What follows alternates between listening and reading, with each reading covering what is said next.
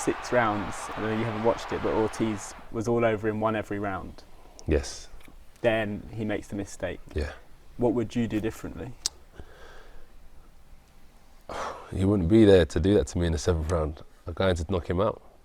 It's heavyweight against heavyweight, champion against champion. This is a serious fight, so I ain't going to go in there to try and outbox him for 12 rounds because of his punching power as well. I've got to go in there and take him out. Don't let him get too comfortable in that ring with me. And I understand ring generalship. You know, from where Ortiz is here, he's in a dominant position. What I mean by that is that, can you see all of this space that Ortiz has got to play with? Look at the space that Wilder's got. This small space here, so he hasn't got much room to play with. And then look how the tables turn. Now Wilder's got this whole ring to play with. Ortiz only got this room to play with. And Wilder capitalised on the opportunity and knocked him out. So on December 7th, you showed off sort of the sweet science. You saying that in a fight with Wilder, you need to come out and literally, it's whoever knocks who out first, that's the way to beat him. I feel like I'm trying to display different aspects of the game of boxing, providing the opponent I face. With Wilder, I couldn't talk about what I'll do right now because he hasn't been an opponent of mine to study, but I know his strengths. But how I would avoid it and how I would turn his strength into his weakness, I would only be able to tell you leading up to the fight. But there are ways, there are definitely ways to skin a cat. And what you would have to display in this instant is a bit more ring generalship, which is take control of the ring and don't sit on the ropes because it's such a dangerous place to be. So we just heard there from Anthony, the Deontay Wilder cheek buster Joshua. Now, before everyone jumps in the comment section saying, "Oh, YB, this is old, YB," I couldn't give a flying fuck how old. Do you like that? Do you like the way I say fuck? Trying to avoid that YouTube demonetization and that. But yeah, listen, I couldn't give two hoots. The YB reports on things when he wants to report on things. And just to let you man know, the reason I do it this way, just quickly, let me let you in on the little secret, is because if I report on something when everyone else is reporting on something, it gets lost in the madness. It's much better to talk about things when not every single man's talking about the same thing. Yeah? YB's bringing the exclusive. Anyway, let's now cut to it. And I've been sitting on this, and you'll notice that I often sit on some things from AJ, and some of the most important things I'll sit on because I like to save them. They're like, what's the word? It's like when you have a plate of dinner and you save the best till last. I like to save these little nuggets for a time when I really feel like talking about them. And this for me is that time. It's like, for example, when Anthony Joshua was in the ring with Andy Ruiz on December 7th, and he said to him that, yeah, we're going to go to war in the third fight. See, that one there as well, I sat there and I saved that for a hot sec. So anyway, the point is, the YB is now ready to dissect this lovely, juicy nugget from AJ. This right here is one of the best ones I've heard yet for a number of reasons. And let's take it from the top. So AJ starts off by saying, well, the interviewer starts off by saying, kind of, Ortiz got merkled in the 7th round. What would you do to not have the same fate? And AJ says, I've got to go in there and this guy ain't going to make the 7th round. So essentially, and that's what all the headlines came out. All the headlines said AJ's going to do him within 6. Now I didn't actually interpret it like that. I interpreted it differently. I interpreted it from a point of view of AJ's going in there with a particular strategy. A strategy where it could be within 6. It could be within 1. It could be within 12. See what I mean? The strategy is get on top of him and give him no space. And when you get on top of someone and you give them no space, it's like almost like a Mike Tyson kind of thing. Mike Tyson didn't knock everyone out in the first round. Some were the first round, some were the second. Larry Holmes was the 7th. See what I mean? The point is, when you come in with a particular motive, what we do know is the end result 9 times out of 10 is a stoppage. That's what AJ is saying. He's not saying, oh, I'm going to focus on the 6th round. He's saying the mentality and the strategy is going to be give him no space. And when you give Wilder no space, he's going to fall. And it's interesting because Fury's kind of clocked onto that as well. And I really am hoping, I'm going to do a separate video on this, but I really am hoping Fury sets the precedent. Because imagine, yeah, even if Fury goes in there and does the things him and his dad said he's going to do, i.e. go in there and bully Wilder, and even if Fury loses, us AJ fans, if Fury loses but shows a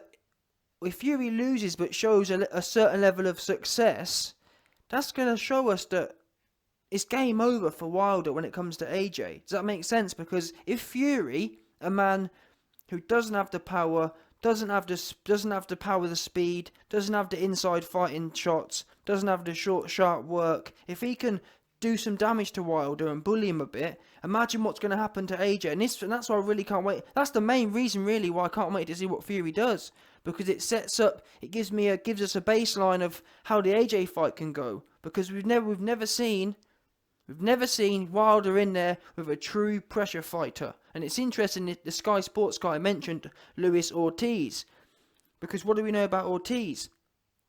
What's the Ortiz fight? Ortiz fought in little spurts. For the first 3 or 4 rounds, for the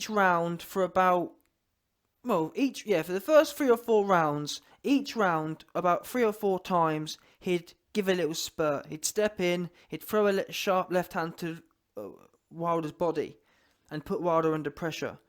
And you'll notice for them first 4 rounds, even though Ortiz wasn't even working that much, but still, just them 4 little spurts, that kept Wilder busy. This man hasn't got a high IQ. He can't think about more. He needs you to be standing there doing nothing. Just look at the first Fury fight. Wilder needed Fury to stand there and do nothing for 9 rounds. It took him 9 rounds of Fury standing there at mid-range for him to work him out. And even then he couldn't get the job done. See what I mean? Look at the Ortiz fight, the first one, as an example as well. Wilder's not a guy, people talk about him being some massive knockout eyes. He's not a massive knockout eyes. This man's not got a high IQ. High IQ things is when you're able to execute stuff in a timely fashion. And don't talk about Brazil. Don't mention Brazil. Brazil's no good. You have to reference these things with a certain caliber. And Brazil ain't a certain caliber. Yeah?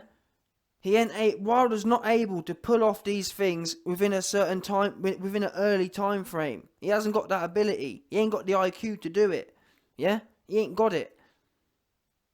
So if Wilder can't stop Fury, who was standing around for 9 rounds waiting for a right hand, what do you think is going to happen when you got AJ in there, 6'6", made for inside fighting, coming forward, training for it as well? And that's another thing. I'm kind of all over the place here, but AJ also mentions here that I can't tell you the strategy right now because I haven't looked into Wilder yet, and that really turned me on as well, because I feel for the first time now, or for the second time now, AJ and his team are really thinking about actual strategies.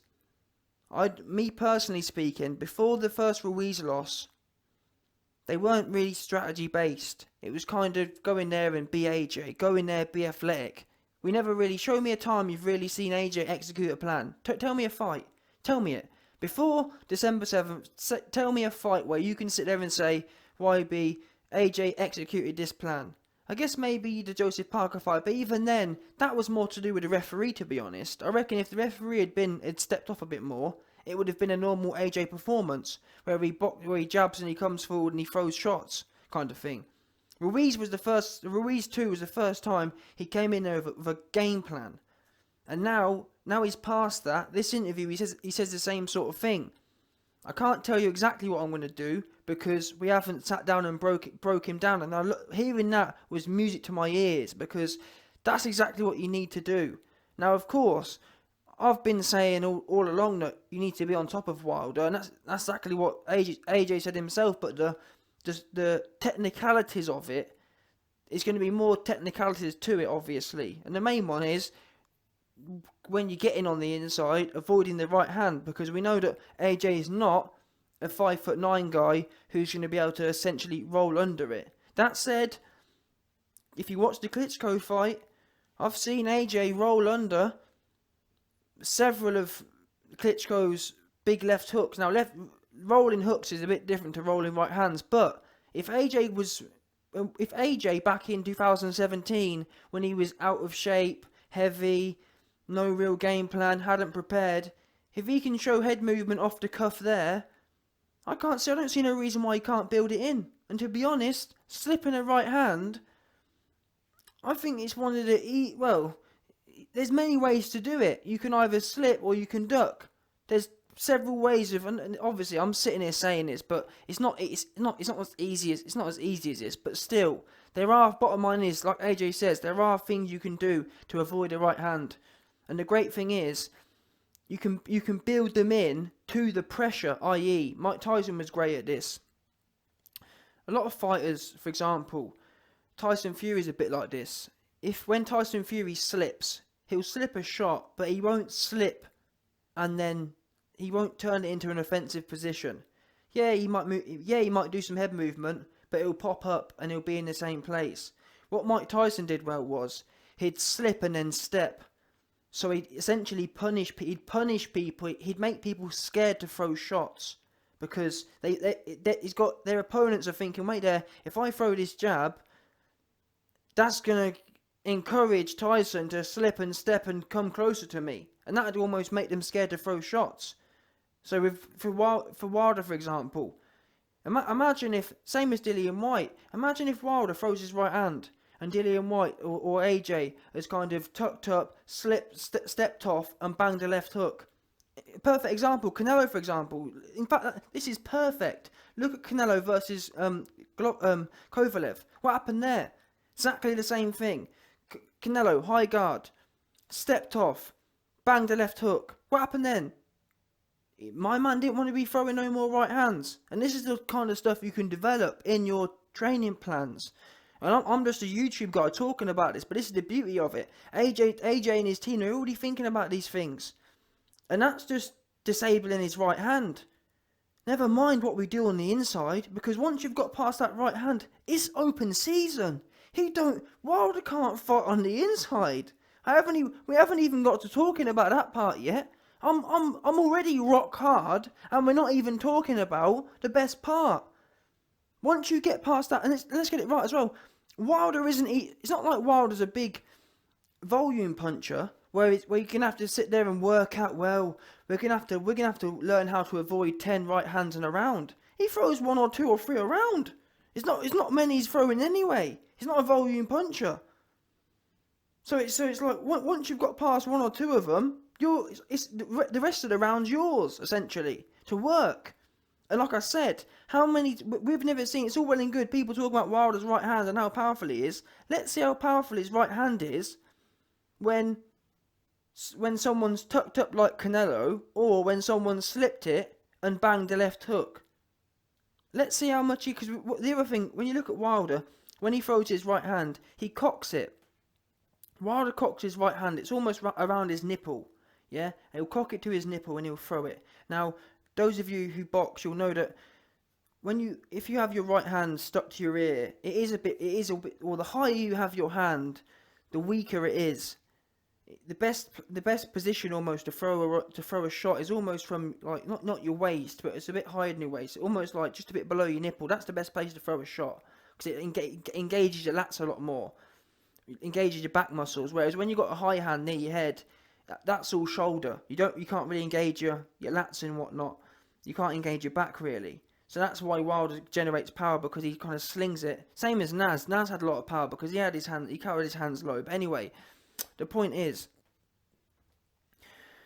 when Wilder's setting his right hand up and he's getting ready to sling it, and he slings his right hand, we know, Teddy Atlas pointed this out, when Wilder throws his shots, he's expecting to knock you out. Like, look at the Ortiz shot. He hit Ortiz and he walked off. That's all well and good, but what happens when he throws that right hand and someone catches it with a tight guard or slips it and bangs a left hook? Wilder's never prepared for that. Wilder expects it all to be him giving it out. Same as Fury, for example. When he hit Fury with the right hand, he wasn't thinking about Fury slipping and stepping in and getting his own shots off, because Fury isn't known to do that. Fury is known to, he'll move his head, but he's not someone who'll move his head and then step in with it. kind of, if that makes sense. And I think these are things that AJ's got plenty of time to be developing them. And to be honest, I've talked about how AJ needs to plough Pulev out of there. On hindsight, I wouldn't mind AJ going in there and just kind of practicing some of these things, practicing some head movement, getting some, not getting rounds under the belt, but like let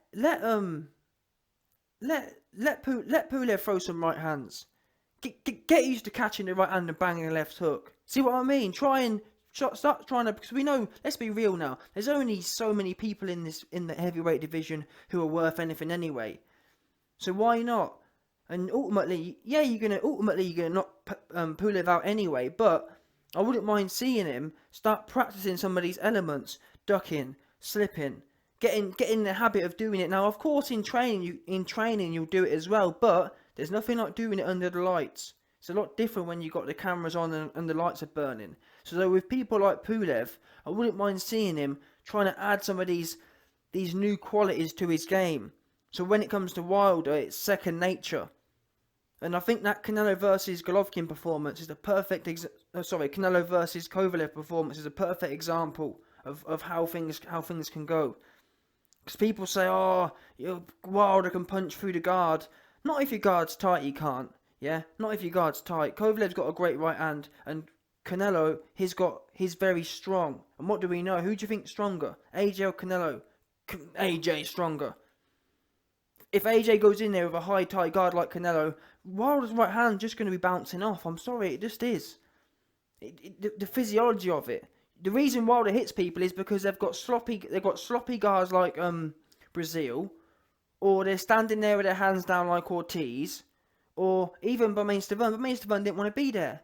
And look at, in fact, Bermane Stiverne's another great example. What happened when Bermane Stiverne went in there with a world championship mentality and a world championship level guard? Wilder couldn't hit him because his guard was tight. The second fight he went in there, he wanted to fall over. That's why his guard split. When you go in there and you got your guard tight and you're pushing your gloves together in front of your face to create that friction, create that defensive force. It's hard to break. It's hard to break, especially when you're a strong man and you're using them chest and them shoulder muscles to keep that guard tight in front of your face. You ain't splitting the guard. And like I said, Canelo showed it, and it turned that right hand. Kovalev turned Kovalev's right hand right off. And let's see how Wilder deals with that then. He's good at giving it out. And we've never seen him take it. And that's something that John Fury talked about. I'm going to do a video on. We've never seen Wilder taking it before. And this is why I do really hope Fury goes in there and at least tests it. Not only because I think he can win himself, but it sets it up greatly for AJ, because whatever Fury can do in there, AJ's going to be able to do 10 times better, minus maybe the head movement. But then again, hopefully Fury now is learning how to turn that head movement into some offensive kind of stuff. Same as, to be honest, Floyd Mayweather was similar. Floyd Mayweather, he was able to often turn head movement into offensive positions. It's like when you roll a shot, you can step in with it. When you roll under a hook, you can just step forward with it. Do you know what I mean? And gain that distance, and you'll soon. You haven't got to do it many times. When someone throws a shot and you roll and you step in on it and you get on top of them, it's gonna put the fear of God into Wilder, because he doesn't like he gets. Look at how he reacts when people get close to him. Yeah, his chin goes down and his arms go right up. He don't know how to fight on the inside. See what I mean? He's not comfortable there. He don't like it there at all. He panics. And that's what you've got to do, keep him panicked. And Ortiz, as old as he was, 1,000,000 years old, he was managed to keep Wilder panicked for 3 rounds. And he wasn't even fit. And he wasn't even really active. Imagine what's going to happen when AJ goes in there throwing big, heavy shots. I don't remember seeing Ortiz throwing one hook in the Wilder fight for them first 4 rounds. I don't remember seeing Ortiz throw one combination, to be honest, either. It was all single straight right hands. So just imagine now, when AJ's in there throwing 3 or 4 big heavy hooks and uppercuts. See what I mean? That's what I'm thinking anyway. But this, for me, it's great to hear that AJ's thinking this way, because I've always said, back when I made this channel, in fact, this might be my year anniversary today, but either way, ever since I made this channel, I've always said, AJ, look at his arms. I'm not talking about the bicep, well, I am talking about the biceps. Them arms are strong. You can create a strong, tight guard. With your chin down, and that's another thing, AJ mentioned it, that they've brought another trainer in, because with just McCracken, they were missing little things like when his hands were coming down low or whatever. So now his guard's going to be tight consistently. His chin's going to be down consistently. And I've always said, if you go in there with your chin down in a high guard and with an ability to step and slip, step and slip or step and duck or step and roll, Wilder's going to be in a world of trouble. A world of trouble, because you don't have to do that many times. He ain't going to want to throw his right hand anymore once he's felt your left hook.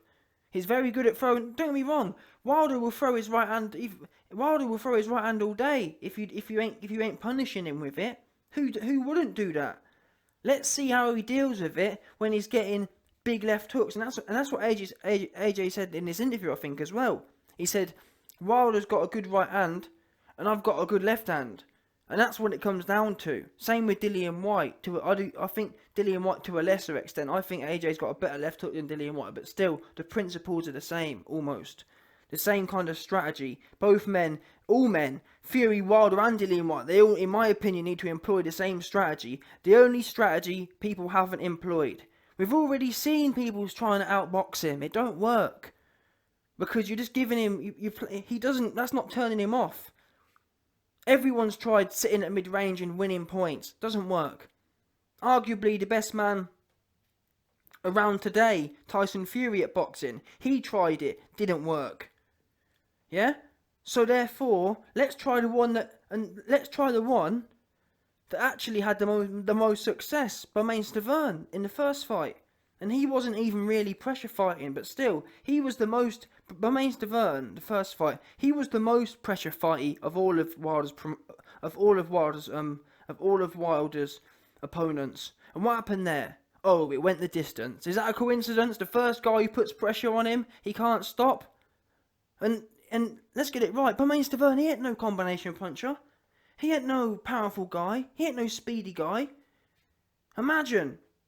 If he can go 12 rounds and not get knocked down once, imagine what AJ's going to do, who's got a better chin than Bermane Stiverne, who's got more willpower, who's got more power, who's got more speed. See, all these better attributes. He's as tall as Wilder. So, and that's another thing. A lot of the time Wilder can knock people out of his right hand is the fact that he's firing it down. Any of you who have boxed, you'll know that when you're taller than someone, them right hands, they're nice and easy to sling. You can sling them all day because you're firing down. That's what Vlad used to be good at, knocking out small people. But when they're your height, there's a lot. It takes a lot of the power off because gravity isn't helping you. When you're 7 foot tall and you're fighting someone 5 foot tall, gravity's pulling your hand down. It adds, and it's much easier. It's much easier to turn a shot over when you're firing down. When you're firing eye level or higher, it takes a lot of the snap off your shot. Anyway, I've rambled on for long enough, but this is good stuff from AJ, and I can't wait for this Fury fight, and I can't wait to see what happens going forward.